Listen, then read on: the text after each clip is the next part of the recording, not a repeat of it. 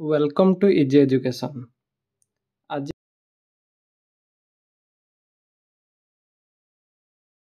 आज आम देखा भौतिक विज्ञान प्रथम पाठ रासायनिक प्रतिक्रिया और रासायनिक समीकरण ना ये कौन रही प्रथम जानी पदार्थर केतोटा परिवर्तन होची प्रत्येक पदार्थर दुईटी लेखा परिवर्तन होची गोटे है भौतिक परिवर्तन नेक्स्ट आमर रासायनिक परिवर्तन। भौतिक परिवर्तन कौन ना जो परिवर्तन रे गोटे नूतन पदार्थ उत्पन्न हुए नाही माने ता पूर्व अवस्था पुणी फेरी पारिबो ता होची आमर भौतिक परिवर्तन। एटा कौन अस्थायी और प्रत्यावर्ती अटे जमिते मोहमबती तरलिबा मोहम तरलिले पुणी थरे आम कौन कठिन मोहम हो। नेक्स्ट आसला आमर रासायनिक परिवर्तन। रासायनिक परिवर्तन होची जोठारे गोटे नूतन पदार्थ उत्पन्न हुए एवं पूर्व अवस्था फेरी पारे नाही। काठ जालिबा काठ जालिला पर से कौन हो अंगार हो से पुणी पूर्व अवस्था फेरी पार ना तेणु यह रासायनिक परिवर्तन। यह कौन अटे स्थायी और अप्रत्यावर्ती माने पुणी थे पूर्व अवस्था जापर ना। रासायनिक परिवर्तन केते प्रकार रासायनिक परिवर्तन है बोली आम केमी जाना रासायनिक परिवर्तन द्वारा रासायनिक प्रतिक्रिया घटता है। अच्छा प्रतिक्रिया माने केमी आम जाना रासायनिक प्रतिक्रिया होइछि प्रथम अवस्था परिवर्तन आसीबो नेक्स्ट रंगरे परिवर्तन नेक्स्ट गैस निर्गमन तापर आसला तापमात्रा परिवर्तन यही सब जदि परिवर्तन होउछि ताहले हम जानिबा जे रासायनिक प्रतिक्रिया होउछि बोली। नेक्स्ट रासायनिक प्रतिक्रिया को हम रासायनिक समीकरण भाव केमिति लिखिबा रासायनिक प्रतिक्रिया रे भाग नथुवा मौलिक और यौगिक गुडी को सांकेतिक रूप में लिखिबा को कहे रासायनिक समीकरण। रासायनिक समीकरण रो दुईटी पार्श्व थाए गोटे हला एलएचएस आ गोटे हला आरएचएस। एलएचएस जो जो सब मौलिक किंबा यौगिक रही है ताको आम कहबा आम प्रतिकारक एवं आरएचएस रे जहाँ थाए ताहाल आमर उत्पाद। गोटे उदाहरण नहीं देखिबा जे कार्बन और अम्लजान रो प्रतिक्रिया द्वारा कौन होता है ना अंगारकाम्ल जेहेतु C+O2 गिव्स CO2 एठार एलएचएस रे कौन कौन अच्छी कार्बन और अम्लजान तेणु ए दुईट को आम कहबा प्रतिकारक एवं आरएचएस रे अंगारकाम्ल जहाँकि CO2 यह कह उत्पाद। एटा रहा आमर रासायनिक समीकरण। नेक्स्ट है रासायनिक समीकरण समतुल केमिति करबा प्रथम देखिबो जे रासायनिक समीकरण क्यों क्यों मौलिक गुड़िक अच्छी आ तार लेफ्ट साइड एवं राइट साइड केतोटी लेखा परमाणु रही देखिए एपटे देख मैग्नीशियम एलएचएस रे केतोटी रही गोटे ऑक्सीजन केतोटा रही दुईटी किंतु आरएचएस रे मैग्नीशियम गोटे ऑक्सीजन गोटे तेणु यह समतुल होई नाही। एठी कौन करबा परख निरख पद्धति द्वारा आम रासायनिक समीकरण को समतुल करबा। प्रथम कथा हला देख मैग्नीशियम पाखे जदि मु 2 लिखिदेवी राइट साइड मध्य मैग्नीशियम दुईटी है ऑक्सीजन दुईटी जेहेतु लेफ्ट साइड ऑक्सीजन दुईटी अच्छी तेणु यह समतुल समीकरण होईगला। नेक्स्ट आसला आमर मौलिक गुड़िकर भौतिक अवस्था आम केमिति जानिबा जदि कठिन रही तेबे आम एस लिखिबा तरल थिले एल लिखिबा गैसीय थिले जी लिखिबा एवं जलीय द्रवण थिले ए क्यू लिखिबा। गोटे एग्जांपल बुझेछि जे Fe होछि हमरो सॉलिड स्टेट जेहेतु लुहा H2 ना यही परिवर्तन गैस आकार रे आकु प्रयोग करा जाय थाए तेणु एठी मु जी लिखिछि किंतु जल हमरो कोन लिक्विड अटे। Fe3O4 होछि सॉलिड आ हाइड्रोजन होछि हमरो गैस। नेक्स्ट आसला हमरो रासायनिक प्रतिक्रिया रे केतोटी भाग रही रासायनिक प्रतिक्रिया पई चारोटी प्रक्रिया रही कौन प्रथम है संश्लेषण विघटन विस्थापन द्वैत विस्थापन। अच्छा केमिति आमे मन रखिया संश्लेषण प्रतिक्रिया कौन ना दुई रु अधिक प्रतिकारक युक्त होई जदि गोटे उत्पाद सृष्टि हेबो ताहले आमे ताकू कहबा संश्लेषण प्रतिक्रिया माने एलएचएस रे दुई रु अधिक मौलिक रहिबो किंतु आरएचएस रे केवल गोटे उत्पाद रहिबो ताहले अब से संश्लेषण प्रतिक्रिया। शॉर्टकट रे बुझिबा जदि ए आउ बी दुईटी मौलिक हेले ताहले सेमाने प्रतिक्रिया करे कौन सृष्टि करिवे ए बी ताहले एटा हे जो हमरो रासायनिक प्रतिक्रिया रे कौन संश्लेषण प्रतिक्रिया। उदाहरण पे लिखिछि C+O2 गिव्स CO2 देखो एलएचएस रे दुईटी मौलिक अछि किंतु आरएचएस रे गोटे हे गला उत्पाद तेणु एटा हला हमरो रासायनिक प्रतिक्रिया रे कौन संश्लेषण प्रतिक्रिया। नेक्स्ट आसला CaO plus H2O calcium oxide plus जल मिसे कौन है कैल्शियम हाइड्रोक्साइड जोड़ा कि आमर होची चूर्ण पानी संकेत परीक्षा आसो CaOH ऑफ ट्वाइस जदि प्रतिक्रिया जदि ताप निर्गत होची तेबे ताको हम कहबा ताप उत्पादी प्रतिक्रिया। उदाहरण कौन ना प्राकृतिक गैस दहन द्वारा जोड़ा कि मिथेन गैस श्वासक्रिया कला बेले ग्लुकोज जारण घटी शक्ति उत्पादन होता है तेणु यह ताप उत्पादी प्रतिक्रिया। नेक्स्ट है सबुज उद्भिद 25टी खतर या द्वारा ताप उत्पन्न होता है तेणु यह जो कह ताप उत्पादी प्रक्रिया। जदि 2 मार्क परीक्षा क्वेश्चन पड़े ताप उत्पादी प्रतिक्रिया क्या कहुए उदाहरण सब बुझाओ ताले ए जिनसरा आम लिखिदेबा। नेक्स्ट आसला आमर विघटन प्रतिक्रिया कौन ना संश्लेषण प्रतिक्रियार विपरीत प्रतिक्रिया होची विघटन प्रतिक्रिया। संश्लेषण होता 2 रु अधिक मौलिक मिशुला उत्पाद गोटे बाहर किंतु विघटन कौन जीव गोटे उत्पाद अनेक गोटे प्रतिकारक अनेक उत्पाद सृष्टि हम। देख गोटे प्रतिकारक जदि विघटित हो अनेक उत्पाद सृष्टि हुए तेबे ताहाको हम कहबा विघटन प्रतिक्रिया।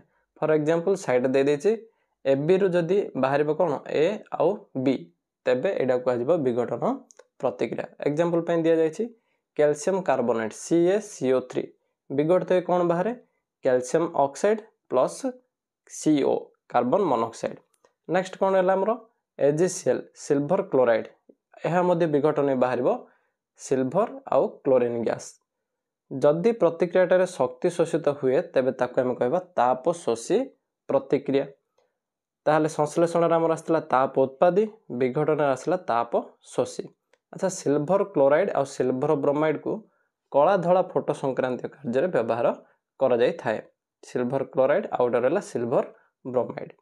नेक्स्ट आसला आमर विस्थापन प्रतिक्रिया कौन यही प्रतिक्रिया कौन ना गोटे मौलिक कौन से एक यौगिकर मौलिक को अपसारण करे तेबे ताहाको आमे कहबा विस्थापन प्रतिक्रिया होइछि बोली। देखो फॉर एग्जांपल ए गोटे मौलिक बी सी गोटे यौगिक ए यौगिक रे बी टा होछि मौलिक जदि से बी को विस्थापन करी बाहर कर दिए तेबे उत्पाद रे कौन रह जिवो Ac प्लस बी ना एठी कौन हला विश्व रु बी मौलिकटा बाहरी गला अन्य पटक तेबे मौलिक अलग करिला बा अपसारण कला तेणु यह कह विस्थापन प्रतिक्रिया।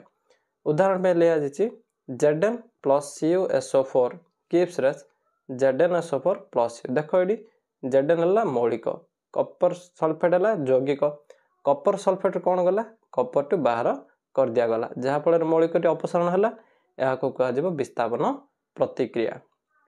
नेक्स्ट आसला आमर द्वैत विस्थापन प्रतिक्रिया कौन द्वैत विस्थापन प्रतिक्रिया ये मन रख जदि प्रतिकारक द्वय मध्य आयनर विनिमय घटता है माने कौन कैटायन आनायन प्लस बा माइनस जोड़ा आम कहूँ ताहा जदि आयन विनिमय घटे तेबे ताहा आमर द्वैत विस्थापन प्रतिक्रिया। फॉर एग्जांपल 2टी यौगिक रही AB आउ CD ना ABCD 2टी यौगिक आयन विनिमय घटी से कौन जदि हो CbOAd हो जाए तेबे आमर हो द्वैत विस्थापन प्रतिक्रिया।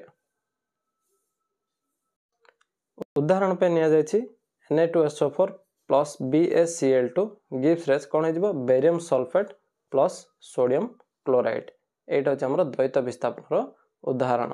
कौन एटी होता है आयनर विनिमय घटी थाए एटी कौन है BaSO4 हो गला और NaCl लवण हो गला हमर। नेक्स्ट आसला हमर जारण और विजारण कौन जदि कौन से एक रासायनिक प्रतिक्रिया रे मौलिक गुड़िक ऑक्सीजन युक्त हुए ताहले ताको आमे कहबा जारित। जदि ऑक्सीजन वियुक्त हुए माने ऑक्सीजन हराई थाए तेबे सी हला हमर विजारित। केमिति जानिबा आर अन्य गोटे मध्य उपाय अछि जदि ऑक्सीजन प्लस हला बा हाइड्रोजन माइनस हला ताहले आकु कहा जिबा हमर जारित। जदि ऑक्सीजन माइनस हला हाइड्रोजन प्लस हला तेबे आ जिवो विजारित। गोटे उदाहरण हिसाब से बुझा देख कपर ऑक्साइड रे हाइड्रोजन जिते प्रतिक्रिया करे कौन बाहर कपर प्लस H2 जल बाहर ये देख कपर ऑक्साइड क्यों परिणत होगा कपर रे एवं हाइड्रोजन कौन युक्त है ऑक्सीजन जेहेतु हाइड्रोजन रे ऑक्सीजन कौन है युक्त होगा तेणु ये होगा आमर जारण प्रक्रिया। नेक्स्ट आमर कौन है कपर ऑक्साइड रु ऑक्सीजन बाहरी गला तेणु यह है विजारण प्रक्रिया। नेक्स्ट आसला आमर संख्यारण। संख्यारण माने कौन ସଂକ୍ଷାରଣ ହେଉଛି କୌଣସି ଏକ ରାସାୟନିକ ପ୍ରତିକ୍ରିୟାରେ ଧାତୁ ଗୁଡ଼ିକ କ୍ଷୟ ହେବାକୁ ସଂକ୍ଷାରଣ କୁହାଯାଏ। ଦେଖ ଲୁହା କିଛି ଦିନ ଯଦି ବାହାରେ ରହିଯିବ ସାଙ୍ଗେ ସାଙ୍ଗେ କ'ଣ ଲାଗିଯିବ, ସେଥିରେ କଳଙ୍କି ଲାଗିଯିବ। ତେଣୁ କଳଙ୍କିଟା ତା ପାଇଁ ହେଉଛି ସଂକ୍ଷାରଣ। ତାହେଲେ କେମିତି ଆମେ ସଂକ୍ଷାରଣକୁ ଏଡ଼ାଇ ପାରିବା? ପ୍ରଥମ କଥା ହେଲା ଲୁହାରେ କଲର୍ ମାରିପାରିବା କିମ୍ବା ଦସ୍ତା ପ୍ରଲେପନ ଦେଇପାରିବା। ଏହିଭଳି ଭାବରେ ଆମେ ସଂକ୍ଷାରଣ କମାଇବା। ଆଚ୍ଛା, କିଛି ଉଦାହରଣ ପଚାରେ ଯେ ଲୁହା ସଂକ୍ଷାରଣ ଦ୍ୱାରା କେଉଁ ରଙ୍ଗରେ ପରିଣତ ହୁଏ? କେଉଁ ରଙ୍ଗରେ ପରିଣତ ହେବ? ଲୁହାଟା ହେଲା ବାଦାମୀ ରଙ୍ଗ, ରୂପା ହେଲା କଳା ରଙ୍ଗ, ଆଉ କପର ଆମର ହେଇଯିବ ସବୁଜ ରଙ୍ଗ। ଯେଉଁ ପଦାର୍ଥ ଜାରଣକୁ ପ୍ରତିରୋଧ କରେ ତାକୁ କୁହାଯାଏ ପ୍ରତିଜାରକ। ଏଇଟା ରହିଲା 1 ମାର୍କ କ୍ୱେଶ୍ଚିନ୍ ତୁମମାନଙ୍କ ପାଇଁ। ଏତିକି ରହିଲା ଆମର ସାରାଂଶ। ତେଣୁ ଏଗୁଡ଼ିକ ସର୍ଟକଟଲି ପଢ଼ିପାରିବା। ନେକ୍ସଟ ଆସିଲା ଆମର ପ୍ରିଭିୟସ୍ ଇୟର୍ କ୍ୱେଶ୍ଚିନ୍, ଯେ ପୂର୍ବ ପରୀକ୍ଷାରେ କ'ଣ କ'ଣ ସବୁ ପଡ଼ିଥିଲା ଗତ ବର୍ଷ ମାନଙ୍କରେ। ପ୍ରଥମ କ୍ୱେଶ୍ଚିନ୍ ରହିଛି ଅବକ୍ଷେପଣ ପ୍ରତିକ୍ରିୟାରେ କେଉଁ ପ୍ରକାର ଲବଣ ଉତ୍ପାଦନ କରିଥାଏ? ଯେହେତୁ ଅବକ୍ଷେପଣ ପ୍ରତିକ୍ରିୟା ମିନ୍ସ ସେ ପାଣିରେ ମିଶିବ ନାହିଁ, ତାହେଲେ ଆମର ଆନ୍ସର ହେଇଯିବ ଅଦ୍ରାବ୍ୟ ଲବଣ ଉତ୍ପାଦନ କରିଥାଏ। ନେକ୍ସଟ ଆସିଲା ଆମର କେଉଁଟି ଏକ ବିସ୍ଥାପନ ପ୍ରତିକ୍ରିୟା। ବିସ୍ଥାପନ ପ୍ରତିକ୍ରିୟା କୁହାଯାଇଥିଲା କୌଣସି ଏକ ମୌଳିକ ସେଠାରେ ଥିବା ଯୌଗିକର ମୌଳିକଟିକୁ ଅପସାରଣ କରେ, ତେବେ ତାହା ହେଇଯିବ ଆମର ବିସ୍ଥାପନ ପ୍ରତିକ୍ରିୟା। ଦେଖ 4ଟି ଉଦାହରଣ ଦିଆଯାଇଛି। ପ୍ରଥମଟିରେ କ'ଣ ହେଇଛି, MgCO3 ରୁ MgO ପ୍ଲସ୍ CO2 ବାହାରିଛି। ଯେହେତୁ ଏଇଟା ଗୋଟିଏ ପ୍ରତିକାରକରୁ ଅନେକ ଉତ୍ପାଦ ବାହାରିଛି, ତେଣୁ ହେଇଯିବ ଆମର ବିଘଟନ ପ୍ରତିକ୍ରିୟା। ତେଣୁ ଏଇଟା ହେବ ନାହିଁ। ନେକ୍ସଟ ଆସିଲା B number, Na plus H2O gives rise NaOH plus H2। ଏଇଠି ଦେଖ କ'ଣ ଅଛି, ପ୍ରଥମଟା ମୌଳିକ, ସେକେଣ୍ଡ ଯୌଗିକ। ଯୌଗିକର ମୌଳିକ ସେ ଅପସାରଣ କରିଦେଇଛି, କ'ଣ ହେଇଯାଇଛି NaOH। ତେଣୁ ଏଇଟା ହେଇଯିବ ଆମର ଠିକ୍ ଉତ୍ତର।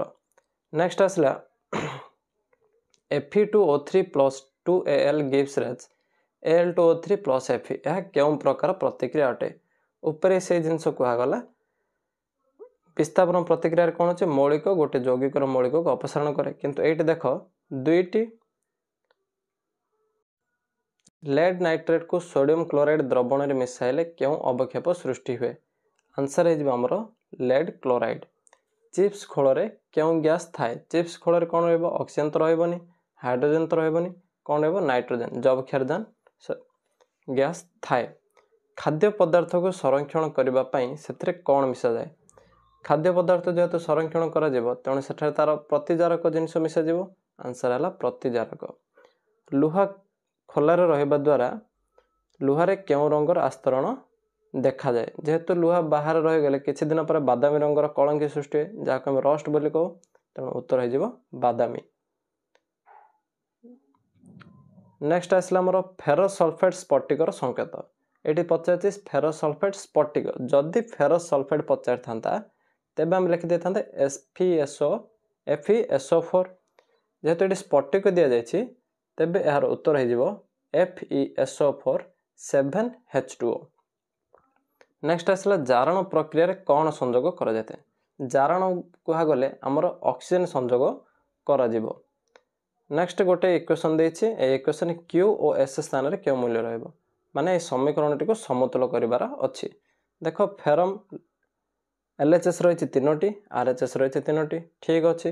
ଅକ୍ସିଜେନ LHSରେ ଗୋଟିଏ, କିନ୍ତୁ RHSରେ 4ଟି ରହିଛି। ଯଦି ମୁଁ LHSକୁ 4ଟି ଅକ୍ସିଜେନ କରିବି, ତେବେ ଏଠି କ'ଣ ଲେଖିବି? 4। ଏବେ ଦେଖିବା ଅକ୍ସିଜେନ 4ଟି ହେଇଗଲା, କିନ୍ତୁ ହାଇଡ୍ରୋଜେନ କେତେ ରହିଲା? 4 ଦୁଗୁଣେ 8, କିନ୍ତୁ ରାଇଟ୍ ସାଇଡ୍ ରହିଲା ହାଇଡ୍ରୋଜେନ 2ଟି। ତାହେଲେ ଏଇଠି ମଧ୍ୟ ମୁଁ କ'ଣ ରଖିବି? 4 ରଖିଦେବି। ତାହେଲେ ସମୀକରଣ ସମତୁଲ କରିବା ପାଇଁ ଆସିଲା 4 4। ନେକ୍ସଟ ଆସିଲା କିଛି ଇମ୍ପୋର୍ଟାଣ୍ଟ କ୍ୱେଶ୍ଚିନ୍ ରହିବ ରାସାୟନିକ ପ୍ରତିକ୍ରିୟା ରାସାୟନିକ ସମୀକରଣ ପାଠର। ପ୍ରଥମ କ୍ୱେଶ୍ଚିନ୍ ହେଲା ମାଗ୍ନେସିୟମ୍ ବାୟୁ ସହ ପ୍ରତିକ୍ରିୟା କରି କେଉଁଥିରେ ପରିଣତ ହୁଏ? ପ୍ରଥମ କ୍ୱେଶ୍ଚିନ୍ ମାଗ୍ନେସିୟମ୍ ଅକ୍ସାଇଡ୍ ହେବ ଏହାର ଉତ୍ତର। ନେକ୍ସଟ ଆସିଲା ରାସାୟନିକ ପ୍ରତିକ୍ରିୟାର ଡାହାଣ ପାଖରେ କ'ଣ ଥାଏ? ପୂର୍ବରୁ ପଢ଼ାଗଲା LHS ରହିବ ପ୍ରତିକାରକ, RHS ରହିବ ଉତ୍ପାଦ। ନେକ୍ସଟ ଜଳୀୟ ଦ୍ରବଣର ଭୌତିକ ଅବସ୍ଥା ପାଇଁ କେଉଁ ଏକକ ବ୍ୟବହାର କରାଯାଏ? କଠିନ ପାଇଁ S, ତରଳ ପାଇଁ L, ଗ୍ୟାସୀୟ ପାଇଁ G, ଆଉ ଜଳୀୟ ଦ୍ରବଣ ପାଇଁ କୁହାଯାଇଥିଲା AQ। ତେଣୁ ଏଠି କ'ଣ ରହିଗଲା ଆନ୍ସର? AQ। କଲି ଚୂନର ସଂକେତ କ'ଣ? କଲି ଚୂନର ସଂକେତ ହେଉଛି CaO। ଓଟିକୁ କ୍ୟାପିଟାଲ କରିବ। ଚୂନ ପାଣି କାହା ସହ ପ୍ରତିକ୍ରିୟା କରି ଦୁଧିଆ ରଙ୍ଗରେ ପରିଣତ ହୁଏ? ଏଇଟା ତ ସହଜ କ୍ୱେଶ୍ଚିନ୍। ଚୂନ ପାଣି କାହା ସହ? ନା ଅଙ୍ଗାରକାମ୍ଳ ଗ୍ୟାସ୍ ସହ ପ୍ରତିକ୍ରିୟା କରି ଦୁଧିଆ ରଙ୍ଗରେ ପରିଣତ ହୁଏ। କୌଣସି ରାସାୟନିକ ପ୍ରତିକ୍ରିୟାରେ ଅକ୍ସିଜେନ୍ ହରାଇଲେ କ'ଣ ହୁଏ? ଅକ୍ସିଜେନ୍ ଯେହେତୁ ସେ ହରାଇବ ତେଣୁ ସେ ହେଇଯିବ ଆମର ବିଘଟନ ପ୍ରତିକ୍ରିୟା। सोडियम सल्फेट और बेरियम क्लोराइड प्रतिक्रिया द्वारा कौन सृष्टि होता है? आंसर आसଯିବ बेरियम सल्फेट और सोडियम क्लोराइड कहीं यहाँ आमर द्वैत विस्थापन प्रतिक्रिया। कौन हो द्वैत विस्थापन प्रतिक्रिया। नेक्स्ट किसी रहा लंग क्वेश्चन इंपोर्टेंट आ पार्थक्य दर्शा संक्षिप्त टिप्पणी जापर। लंग क्वेश्चन कौन हो रासायनिक प्रतिक्रिया कौन यह किभली समतुल कराए वर्णना कर। तेणु यहाँ गोटे आमर लंग क्वेश्चन रहा रासायनिक प्रतिक्रिया कौन यहाँ किभली समतुल कराए। नेक्स्ट है रासायनिक प्रतिक्रिया केते भाग में विभक्त उदाहरण सह लेख। ऊपर मुझे लिखिदी रासायनिक प्रतिक्रिया को केते भाग में विभक्त कर उदाहरण दि जाए देखिपर एठी रही तुम मैंने देखिपर रासायनिक प्रतिक्रिया को केते भाग में विभक्त करा जायछि। नेक्स्ट आसला आमर जारण और विजारण कौन उदाहरण सह बुझा। पूर्वर बुझा जायछि जारण विजारण कौन। नेक्स्ट पार्थक्य दर्शा कौन संश्लेषण विघटन पचारि पारे किंबा विस्थापन द्वैत विस्थापन पचारि पारे। नेक्स्ट द्वैत विस्थापन प्रतिक्रिया कौन उदाहरण सह बुझा 2 मार्क क्वेश्चन रहिबो। नेक्स्ट संख्यारण एटी कौन कहा यह किपरि प्रतिहत करि पारिबो। संख्यारण कह जायछि कौन से धातु जदि क्षय होछि ताले ताहाला संख्यारण ताकू किभଳି आमे प्रतिहत करि परिबा।